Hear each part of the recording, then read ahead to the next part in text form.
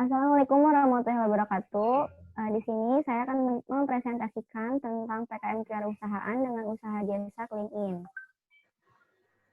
Perkenalkan, nama saya Nisa Fadila. Saya di sini sebagai ketua dari PKM Kewirausahaan dengan anggota saya berjumlah 2 orang, yaitu Agnes Bismaida dan juga Nurun Ainun.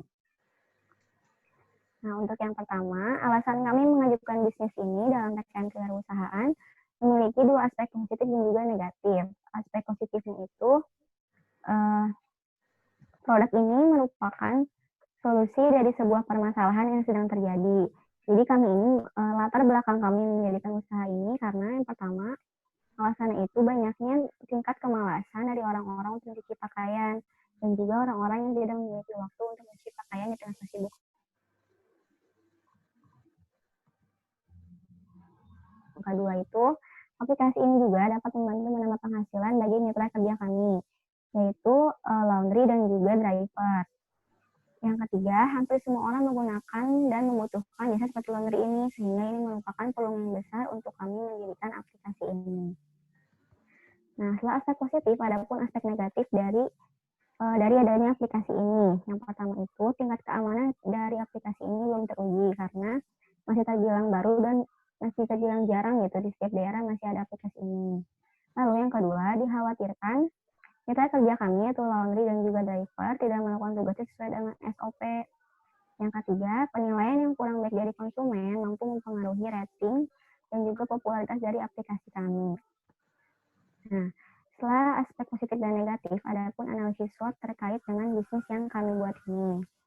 Analisis yang pertama itu mengenai strength atau kekuatan. Nah, kekuatan dari aplikasi ini yang pertama, konsumen ini bisa mengatur jadwal penjemputannya mau jam berapa dan akan selesai jam berapa.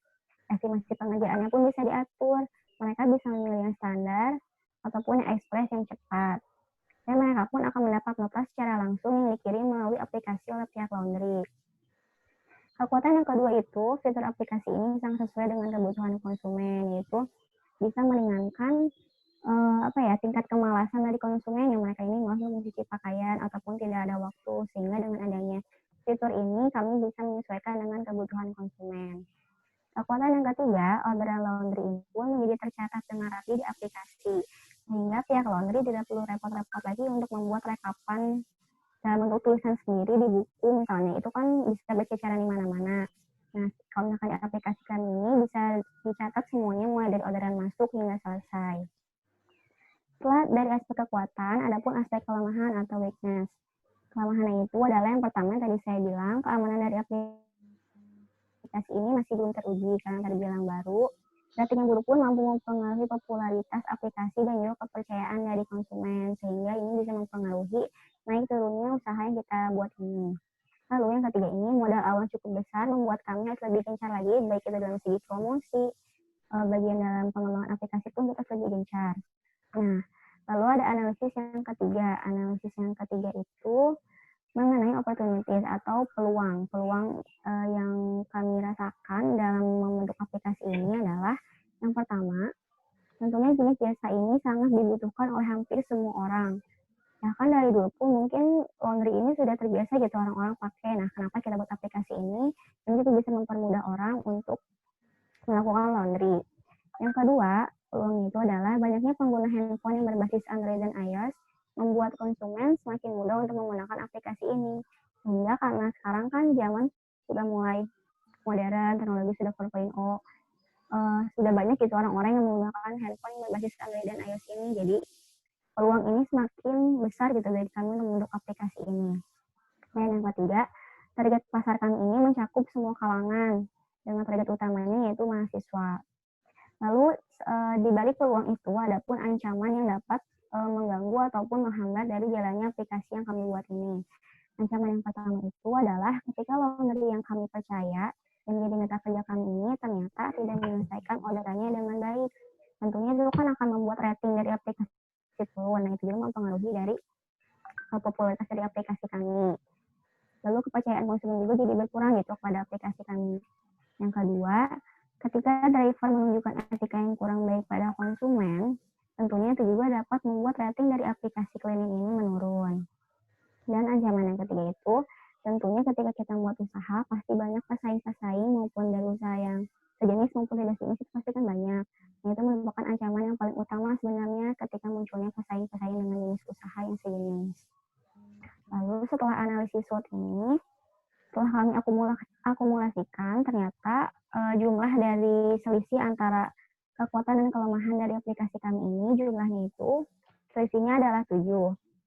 Dan jumlah dari peluang dan ancaman itu selisihnya juga sama-sama 7. Nah, angka positif 7 dan 7 ini ternyata letaknya ketika dimasukkan di kuadran itu ada di posisi kuadran 1. Kuadran 1 ini menandakan bahwa bisnis yang kami buat ini memiliki proses pertumbuhan yang tinggi, tetapi pangsa pasarnya itu masih rendah, sehingga jadi kami ini masih harus mengembangkan mengenai investasi aplikasi, investasi dana, supaya apa? Karena kan di awal ini kuadran ini menggambarkan peluang kita ini sebenarnya besar, cuman kita ini lebih gencar gitu. Maksudnya kenapa kita ada di kuadran 1 ini gitu. Nah, setelah analisis kuadran, adapun pesaing dari kami ini, pesaing utamanya adalah aplikasi Click and Clean. Mungkin ada beberapa orang yang sudah tahu atau mungkin sudah menggunakan aplikasi ini. Aplikasi ini adalah aplikasi serupa dengan kami, itu jasa laundry. Kelebihan dari aplikasi ini, kurirnya itu akan menimbang laundry pada tempat mereka mengambil pakaian. Jadi saat menjemput, mereka ini langsung menimbang di tempat. Lalu kelebihan yang keduanya itu, aplikasi ini juga disediakan fitur pelacak, sehingga pelanggan pun dapat melacak keberadaan laundrynya. Aplikasi ini juga lebih dulu rilis itu dibanding kami, sehingga ini merupakan kelebihan juga bagi mereka. Nah, di balik kelebihannya itu, mereka pun memiliki kekurangan dari aplikasi ini. Ketika saya lihat di penilaian aplikasinya, ternyata rating dari aplikasi ini pun masih banyak konsumen yang belum merasa puas gitu dengan pelayanan yang diberikan oleh aplikasi Click and Clean. Ada yang mengeluh tentang pelayanannya kurang, ataupun penggunaan aplikasinya pun kadang masih susah untuk dipahami gitu. Nah, sehingga kami cara mengatasinya itu, kami akan membuat fitur aplikasi Clean ini lebih mudah gitu digunakan oleh konsumen, sehingga konsumen pun merasa dengan adanya aplikasi ini pun bisa menunjang kehidupannya gitu. Nah, lalu setelah analisis pesaing itu, selanjutnya ada bahasan tentang apa sih Clean ini. Nah, yang pertama, Clean ini adalah sebuah aplikasi antar jemput laundry yang dimana pelanggan tinggal memesan via aplikasi Clean In. Dan mereka tinggal menunggu pakaiannya diantarkan kembali ke tempat pelanggan sesuai dengan jadwal yang telah ditetapkan. Nah, Clean In sendiri bekerja sama dengan kios-kios laundry dan para pemilik kendaraan bermotor sebagai driver yang mereka akan mengantar jemput pakaiannya yang akan di laundry, sehingga dengan kerjasama ini kami pun bisa menguntungkan mereka gitu. Kami untung, mereka pun untung gitu. Ini mungkin dinamakan dengan profit sharing gitu. Kami berbagi keuntungan di antara 3 pihak. Nah, setelah mengetahui apa itu Clean In, selanjutnya adalah bahasanya mengenai filosofi logo. Nah, logo kami sendiri ini di sini bentuknya adalah menggunakan bentuk mesin cuci. Nah, kenapa mesin cuci? Sesuai dengan aplikasi kami ini kan jasa laundry gitu. Jasa laundry itu kan identik dengan mesin cucinya. Nah, mesin cuci ini juga menggambarkan bahwa kami bisa menjadi sebuah solusi bagi permasalahan yang ada terkait tingkat kemalasan orang, tingkat orang yang tidak punya waktu untuk mencuci. Jadi dengan adanya aplikasi ini, kami pun menyesuaikan logo yang kami pilih itu menggunakan gambar mesin cuci sehingga sesuai dengan jenis jasa yang kami pilih. Gitu.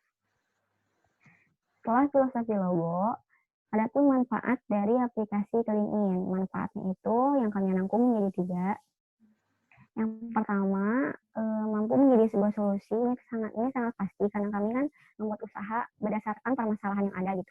Jadi yang pertama itu manfaatnya sudah jelas, mampu menjadi sebuah solusi. Yang kedua itu mampu meningkatkan penggunaan teknologi dalam bentuk aplikasi di era revolusi 4.0. Nah, karena kan kita sekarang era sudah digital semua gitu. Kalaupun usaha, mungkin usaha yang paling punya profit besar itu ketika usahanya sudah masuk di kelas usaha digital gitu. Makanya kenapa kita membuat usaha dalam bentuk aplikasi ini. Nah, manfaat yang ketiga pun ada mampu meningkatkan penghasilan bagi mitra kerja kami, yaitu kios laundry dan juga para driver para pengemudi yang menjadi driver kami. Jadi kami untung, mereka pun untung gitu seperti yang tadi sudah saya bilang. Nah, selanjutnya, setelah manfaat, tentunya setiap usaha yang dimiliki pun harus memiliki keunikan dan keunggulan. Nah, keunikan dan keunggulan dari bisnis kami ini terbagi menjadi 5. Yang pertama, sudah jelas tarif dari laundry yang kami sediakan ini murah. Yang kedua, konsumen bisa mengatur waktu penjemputan, bisa mengatur estimasi pengerjaan juga konsumen. Lalu notanya dikirim langsung melalui aplikasi oleh pihak laundry, sehingga yang keempat itu banyaknya promo dan adanya poin yang bisa dijadikan potongan harga. Jadi poin ini didapatkan ketika konsumen telah mengikut selesai orderan yang mereka lakukan di awal, sehingga poin ini bisa dikumpulkan. Ketika poin sudah banyak, itu bisa menjadi sebuah potongan harga. Walaupun kita pasti akan selalu mengadakan untuk menarik perhatian dari konsumen gitu terhadap aplikasi kita. Lalu yang terakhir itu ada laundry dan pengemudi merupakan mitra terpilih hasil survei dan sudah sesuai kriteria. Jadi di awal ini kenapa kami membentuk usaha ini, kami pun memilih gitu menyeleksi laundry mana yang memang kualitasnya bagus, terpercaya oleh orang-orang sekitar. Jadi kami pun memilih sesuai dengan hasil survei. Nah, mungkin sekian bahasan dari saya. Selanjutnya, saya akan menjelaskan tentang manajemen keuangan.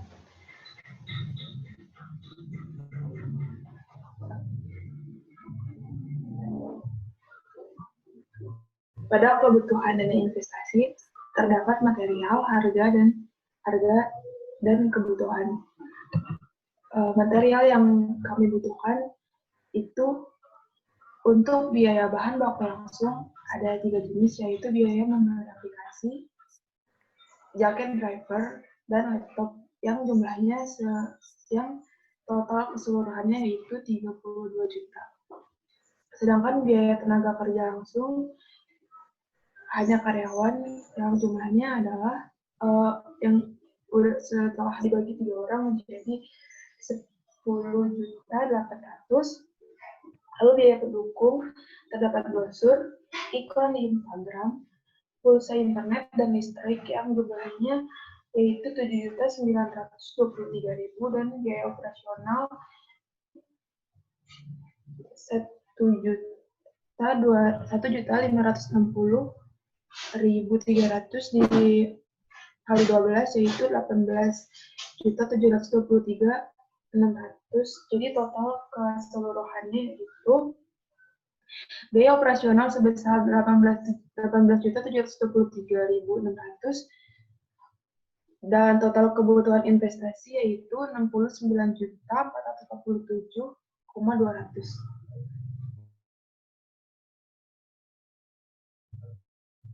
Di sini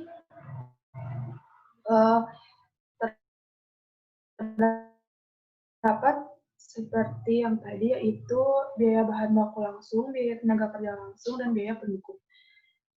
Total biaya pendukungnya yaitu 7.933.600, total biaya produksi yaitu 50.723.600, jumlah produk yang dihasilkan yaitu 14.500 pengunduh, jadi HPP produk yaitu 3,495.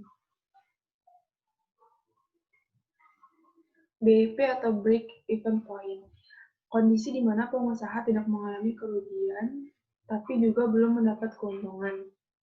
Jadi rumusnya itu adalah BIP sama dengan total biaya operasional dibagi laba kotor per unit. Jika biaya operasional setiap bulannya adalah 1.560.300 dengan menggunakan rumus di atas, maka berikut ini adalah jumlah yang harus diproduksi dan dijual agar tidak rugi. BP sama dengan 1.560.300 dibagi 11.002 sama dengan 141. Jadi 141 orang yang harus menggunakan aplikasi. Dengan biaya operasional sebesar 1.560.300 per bulan, maka yang harus menggunakan aplikasi LinkedIn ini minimal 141 orang setiap bulannya agar bisa menutup biaya operasional. Perhitungan balik modal rumusnya yaitu total biaya memulai dibagi laba kotor per unit. Berikut perhitungan balik modal pembuatan produk usaha penyedia jasa antar jemput laundry cleaning, yaitu 50.723.600 dibagi 11.000 2 sama dengan 4.610.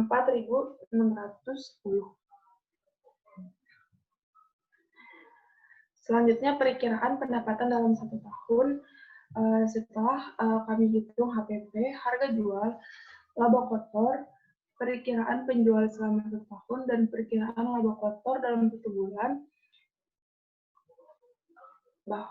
jika terjual 3.000. Jika terjual atau terunduh aplikasi sebanyak 3.000, maka keuntungannya yaitu 33 juta, 006,000 rupiah. Perkiraan laba bersih dalam 1 tahun. Perkiraan laba bersih dalam 1 tahun yaitu pada bulan Januari sampai Desember, perkiraan laba kotor sebesar 33 juta, 006,000 rupiah. Perkiraan biaya operasional sejumlah 18 juta 723,600. Perkiraan laba bersih sejumlah 14 juta 282,400 rupiah. Selanjutnya perhitungan balik modal. Balik modal per bulan sama dengan total modal awal dibagi laba bersih. Berikut perhitungannya. Balik modal per bulan yaitu sama dengan 50 juta 723.600 dibagi 1.190,200 sama dengan 42. Payback period. Payback period merupakan teknik analisis keuangan dengan tujuan mengukur seberapa cepat suatu investasi atau modal dapat kembali. Dibagi cash flow per tahun dikali 1 tahun. Perhitungannya adalah 69,457,200 dibagi 33,006,000 dibagi 1 tahun sama dengan 0,2 tahun sama dengan 2 bulan. Berdasarkan perhitungan di atas menghasilkan nilai sebesar 0,2 tahun. Hal ini menjelaskan bahwa pengembalian investasi dapat dilakukan selama 0,2 tahun atau 2 bulan, sehingga dinyatakan layak. Terlebih ini adalah sebuah aplikasi yang tidak akan basi atau kadaluarsa sampai kapanpun. Selanjutnya, average of return atau ARR. Tingkat keuntungan rata-rata yang akan diperoleh dari investasi dapat dihitung dengan membandingkan rata-rata yield dan initial investment, yaitu ARR dibagi average earning after taxes dibagi initial investment. Jadi ARR 3.625.000 dibagi 69.447.200 sama dengan 0,052 bisa dibilang. Jadi jumlahnya itu adalah 52%. Perhitungan tersebut menghasilkan nilai sebesar 23,9% dan dinyatakan layak karena persen ARR lebih dari retur yang diisyaratkan yaitu 12,24%. Selanjutnya net present value, yaitu selisih antara nilai sekarang investasi dengan nilai sekarang dari penerimaan kas bersih di masa yang akan mendatang. Proyek dinilai tidak layak jika NPV bernilai negatif.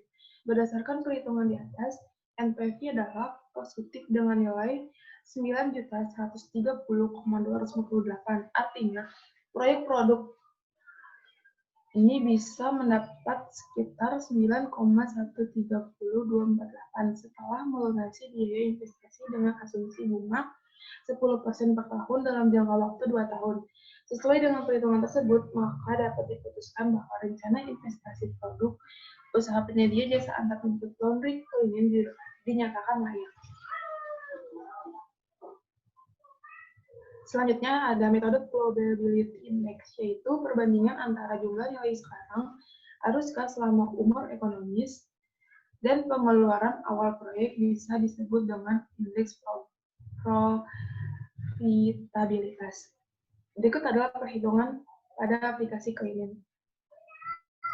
Jadi, yang hasilnya setelah dibagi dan dikali 100%, hasilnya adalah 1,46. Dari perhitungan tersebut, maka proyek dinilai layak jika P1 lebih dari atau sama dengan 1,00. Proyek dinilai tidak layak jika kurang dari 1,00. Berdasarkan perhitungan tersebut menyatakan bahwa probability index adalah sebesar 1,46 dinyatakan layak karena lebih dari 1. Selanjutnya ada metode internal rate of return atau IRR. Seberapa besar suku bunga yang dapat dihasilkan oleh investasi tersebut dibandingkan dengan suku bunga bank yang berlaku umum. Berikut adalah rumusnya. Keterangannya yaitu IRR sama dengan internal rate of return. I1 sama dengan tingkat diskonto yang menghasilkan NPV. Selanjutnya I2 sama dengan tingkat diskonto yang menghasilkan NPV. Lalu NPV 1 sama dengan net present value bernilai positif. NPV 2 sama dengan net present value bernilai negatif. Selanjutnya, metode benefit cost ratio atau BC. Cara mengetahui apakah suatu usaha menguntungkan atau tidak menguntungkan atau rugi. Perhitungan B atau C rasio ini dihitung dan dilihat dari tingkat suku bunga. B atau C rasio akan menunjukkan berapa keuntungan berlipat dari biaya yang dikeluarkan. Jika hasil perhitungan B C rasio lebih dari 1, maka usaha tersebut dikatakan layak dan dilanjutkan. Dan sebaliknya, jika hasil perhitungan B C kurang dari 1, maka usaha tersebut tidak layak dan perlu ditinjau kembali.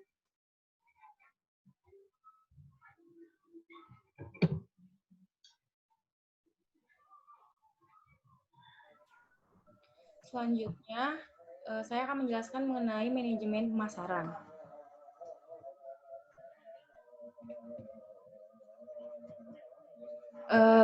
Dilihat dari bauran pemasaran ya, melalui segi segmenting, bisnis kami melihat kalangan menengah ke bawah, baik itu pria maupun wanita yang berusia 17 tahun ke atas.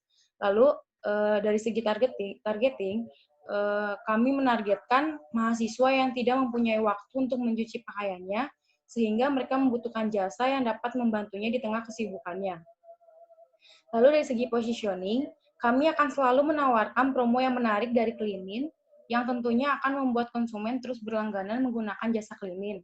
Tentunya diharapkan juga Cleanin ini dapat dijadikan sebagai jasa yang menunjang kegiatan sehari-hari.